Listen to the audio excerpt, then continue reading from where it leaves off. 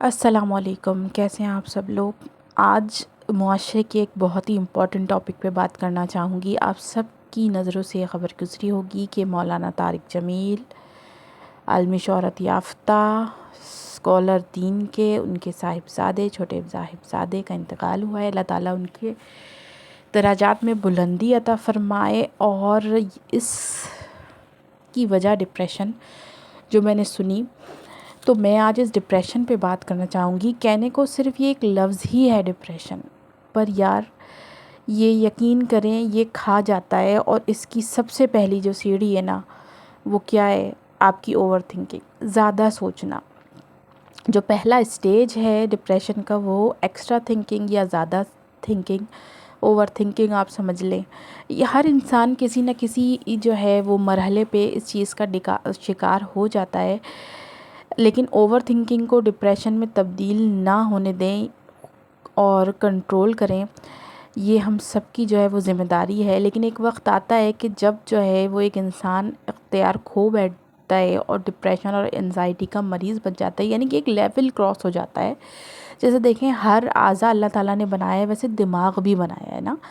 تو دماغ کے مختلف حصے ہیں، وہ اس کی اپنی الگ الگ ہر چیز کی ورکنگ ہے۔ تو اسی طرح جب آپ اوور تھنکنگ کر کے دماغ کو زیادہ استعمال کر لیتے ہیں تو اس کی بھی چیزیں خراب ہو جاتی ہیں اور ایک امبیلنس کا شکار ہو جاتی ہیں۔ اب اسی طریقے سے اگر میں آپ کو سائنسی لحاظ سے سمجھاؤں، سب سے پہلے منطق کے طور پہ، تو ہماری دماغ کے اندر کچھ اسٹریس کے ہارمونز ہوتے ہیں، تو اس وجہ سے جو ہے وہ ہماری چیزیں جو ہے وہ اسٹریس ہارمونز ہماری چیزوں کو گڑبڑ کرتے ہیں جب ہم زیادہ سوچتے ہیں، اور پھر ہمارے جس دماغ کا ایک حصہ ہوتا ہے وہ بڑھ جاتا ہے اور پھر اختیار کھو جاتا ہے اور بیماری کی جو ہے وہ شکل اختیار کر لیتا ہے۔ اچھا، اب اس کے بہت ساری وجوہات ہو سکتی ہیں، جینیٹکس بھی ہو سکتی ہے، یعنی کہ نسل در نسل کوئی ڈرگز آپ ایسے لے رہے ہیں، ٹھیک ہے، ہمارے ہارمون کا امبیلنس ہوتا ہے جس سے اسٹریس ہو سکتا ہے، یا کچھ ایسے ٹریجک ایونٹس آپ کی زندگی میں ہو جاتے ہیں جو آپ کو سمجھ نہیں آ رہے ہوتے یا آپ کو پسند نہیں ہوتے، تو ان سب چیزوں کی وجہ سے جو ہے وہ آپ کو ڈپریشن ہو جاتے ہیں۔ یا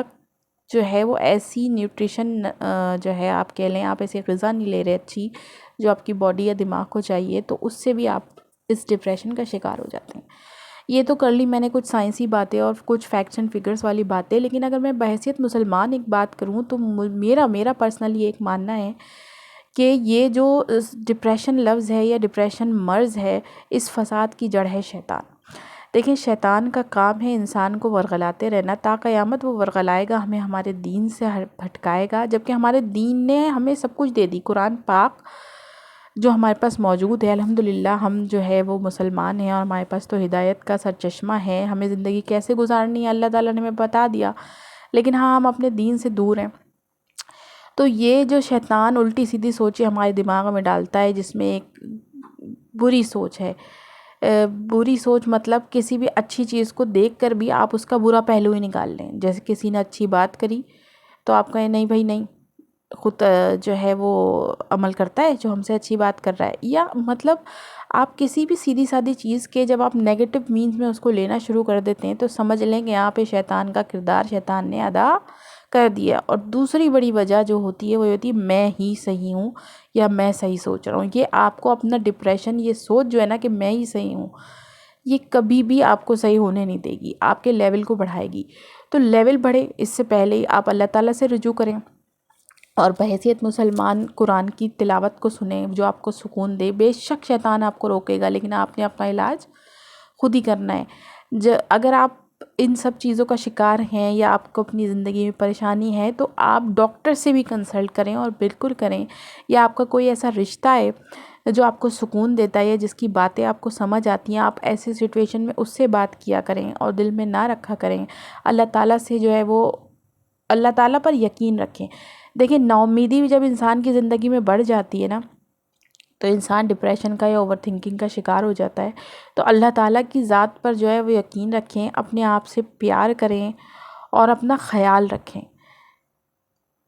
اور اگر آپ کے ارد گرد آپ کو کوئی ایسا شخص نظر آتا ہے جو واقعی ڈپریشن کا شکار ہے، تو آپ اس کے لیے فلاح کا راستہ بنیں یا اس کے لیے پرووائڈ رہیں۔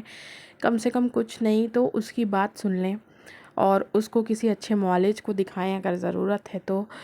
وہاں کا جو پرسن ہوتا ہے، ہمارے دین میں بھی اگر آپ لوگوں کے نے جو ہے وہ پڑھی ہوں تو حضرت عمر کے دور میں ایسا ہوا تھا کہ زنا جیسا گناہ جو ہے وہ ایک دیوانہ یا کہہ لیں ڈپریشن کے مریض جو اپنے آپ میں ہی نہیں ہوتا، اس سے مرتکب ہوا، اور پھر جب انہیں جو ہے وہ نارمل طریقے سے سزا جو ہے وہ عائد ہو رہی تھی تو حضرت علی نے وہاں آ کر حضرت عمر کو روکا اور یہ ہونے سے بچایا، اور پھر یہ چیز ثابت کی گئی کہ یہ دیوانہ تھا، یعنی کہ اپنی سوچ میں اور اپنے آپ میں نہیں تھا اور اس سے گناہ ہو گیا، تو اس پہ وہ سزا واجب ہی نہیں ہوئی۔ تو اسی طریقے سے جو انسان اپنے میں ہی نہیں ہے، تو میں یہاں سب سے درخواست کرنا چاہوں گی کہ ایسے واقعے جب ہو جائیں تو ہم اس کو نارمل خودکشی کا نام دے رہے ہوتے ہیں یا ایسے شخص کے لیے اچھے برے لفظ بول رہے ہوتے ہیں، تو آپ بالکل مت بولیں، وہ اس لیے کہ یہ اللہ اور اس کے بندے کا معاملہ ہے کہ وہ کن حالات میں تھا، کس تکلیف میں تھا، کس کرب میں بھی تھا، اور اس سے ایسا کیوں ہو گیا، یا شیطان نے کروا دیا تو کیوں کروا دیا۔ دیکھیں یہ جو اللہ اور بندے کے بیچ کی باتیں ہوتی ہیں، اس میں کوشش کرنا چاہیے کہ ہم جو ہے کسی پہ الزام تراشی نہ کریں، کیونکہ اگر کہیں نہ کہیں یہ بہتان کے زمرے میں آ گیا تو ہم گناہ گار ہوں گے۔ تو جب بھی آپ کے اطراف کوئی ایسا واقعہ ہو، یا تو اپنا کردار ضرور ادا کریں کہ ایسے بندے کی مدد کریں، اور اگر آپ خود اس کا شکار ہیں تو اپنی ہیلپ خود کریں، اللہ سے دعا کریں اپنے لیے، اور ضرورت پڑنے پر جو ہے وہ ڈاکٹرز کے پاس بھی جائیں، ضرور جائیں۔ جیسے ہر اعضاء جسم کا خراب ہو سکتا ہے، بھائی دماغ بھی ہو سکتا ہے، اور دماغ کے ڈاکٹر کے پاس جانے والا ہر شخص پاگل نہیں ہوتا۔ پہلے تو ہمیں اس جو ہے وہ سینیریو سے، یا اس جو کہنا چاہیے ایک سوچ بنی ہوئی ہے، ارے دماغ کے پاس ڈاکٹر کے پاس جا رہے تو یقیناً پاگل ہی ہو گیا ہوگا، ایسا نہیں ہے۔